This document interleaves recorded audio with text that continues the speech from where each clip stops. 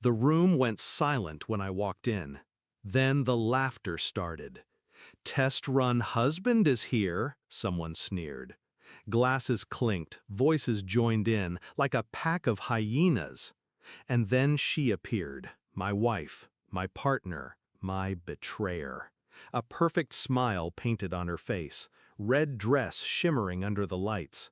She walked to me, slipped an envelope into my hand, and said loud enough for everyone to hear, "The first job of my firm is our divorce. Sign and leave."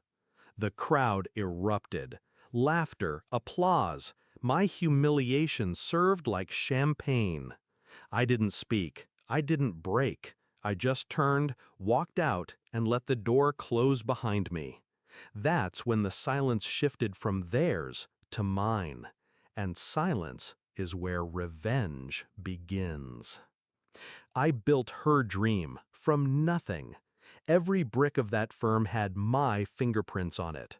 I was the quiet investor, the shadow that funded the spotlight she craved. $20 million of my money. Every party, every trip, every client dinner, my accounts. I thought I was building for us, but she wasn't building a firm. She was building an exit, and I was the disposable scaffolding. The betrayal hadn't come out of nowhere. I noticed her phone tilted away at dinner, the sudden late nights, the champagne bought without my card, but with my money. Then the whispers, the test-run husband jokes spreading among her circle.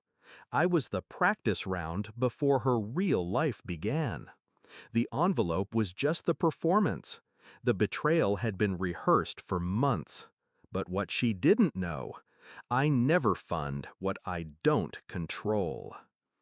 I didn't rage. Rage is noise, and noise warns your enemy. I smiled on the ride home, logged in, and with a few keystrokes, I reversed the current of her entire empire. Cancellations first. The payments for the party? Gone. The caterers, the band, the decorator, all clawed back. Credit lines froze mid-toast. Then the trips. Paris in 2 weeks? Canceled. Cabo, Bali, Milan.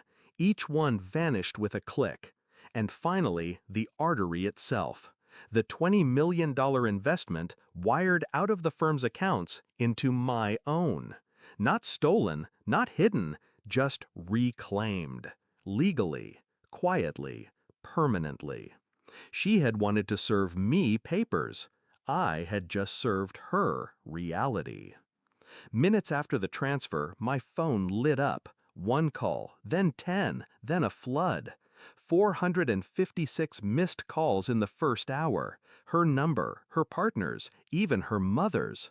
The empire she mocked me with had collapsed before the ink of my divorce papers touched the envelope.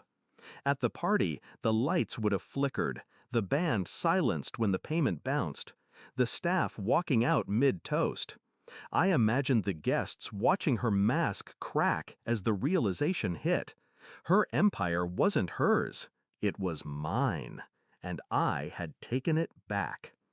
That night, long after the call stopped, the doorbell rang. I opened it to find her standing there.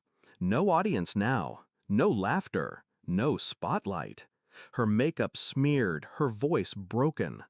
"You can't do this to me." I studied her. She still thought it was about her.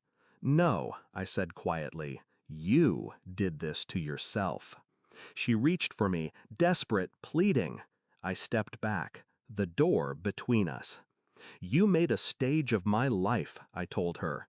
"Tonight, you learned what happens when the curtain drops." And then I closed the door. The divorce went through, clean, efficient. She got nothing but debts. The firm she flaunted as hers never recovered. Without my funding, it collapsed in months. The clients fled, the partners scattered. Her name, once rising, became a warning whispered in hallways. And me? I didn't chase revenge in fire.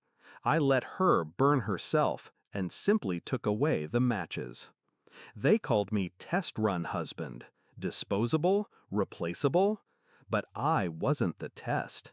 I was the lesson. And lessons, they last forever.